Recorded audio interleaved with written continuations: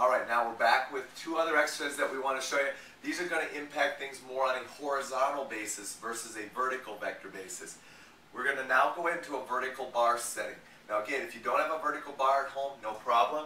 You can just go to band utility strap, hooked into a door, same principle, same setup, and you don't need to go ahead and have a vertical bar. If you do want to use a vertical bar, my recommendation is go to a medical supply place and pick up just a handicap bar. My bar is about 24 inches long. It works out pretty well, and I place it right in the middle, about 18 inches off the floor on up, so it covers most of our body width and length. That said, we're going to go into a new exercise. Now, Kenzie's has the same red band, just wrapped around the bar, not attached to it, but just wrapped around it.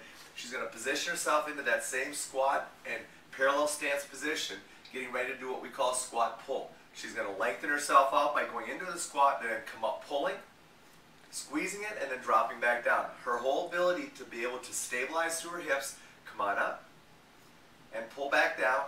Keep on going, Kenzie, just knock those out. Is to go ahead and make sure that she can pull back, learn how to extend her hips and extend her shoulder or scapula to get good scapular retraction and good hip extension. Two very important movements that need to be integrated very early in a young athlete's career. From there, we're going to now go into a push, and what we're going to do is simply loop the band through and link it on like we would any other time. Because now what Kenzie's going to do is she's going to come inside the band. She's going to get her hands a good shoulder width apart, and she's going to set her feet. Now, I really like this exercise a lot for young athletes because it's going to make them engage their trunk. It's going to have to keep them learning how to be stable in an upright position, loading through their front foot, but more importantly, loading through their back foot, just like they would with acceleration or pushing off to run. Kenzie's going to go ahead, she's going to press the band out and hold. She wants to press about shoulder height, not get it too high, and keep it there. At this point, she's really engaging through her back leg and hip, stabilizing as well as through her trunk. So she's really teaching how to integrate from her trunk all the way through her hip. She brings the band back slowly and then presses back out again and stabilizes.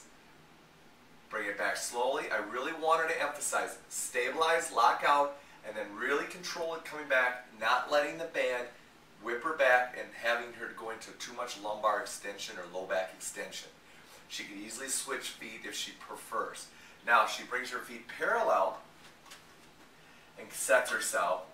She's going to have to go into more of a squat. This is a much tougher position.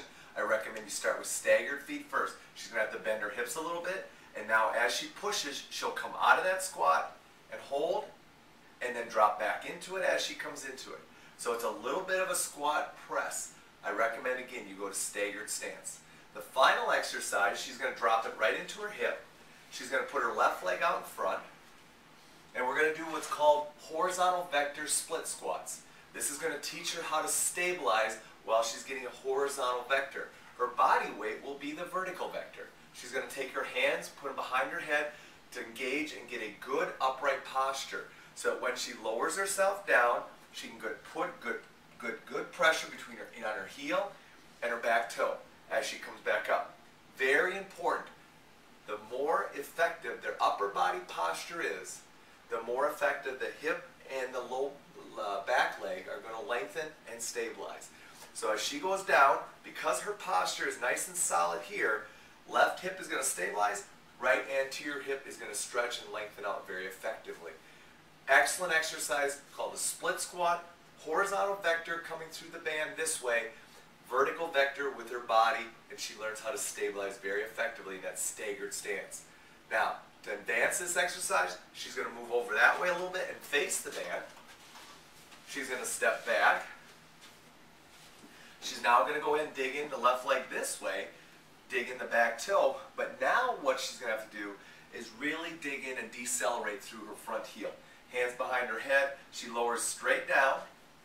Now the band is pulling her forward, so the left hip has to work far more aggressively to stabilize. She still gets her lengthening of the back leg. She still keeps her posture very effective. This would be a progression that you'd want to move towards once they've learned how to do the split squat in the first position. Kenzie lowers down, she drops up, and gets back down. Again, mostly sagittal, take a break, Kenzie. Most of these are sagittal plane movements, but that's the best plane to start training young athletes because it's the plane that typically they're the most stable in. It's also the plane that they're going to use very often in athletics before they start getting into the lateral planes and change of directions. Next time we'll come back to you, we'll get you some lateral plane stabilization exercises, but for right now, I hope those exercises were great. Implement them with your young athletes. You'll find they can do them very effectively, and anytime you want more resistance, all you got to do is increase band size. Hope you enjoyed this youth program training this week, and we'll get back to you next week with some more RBT Live.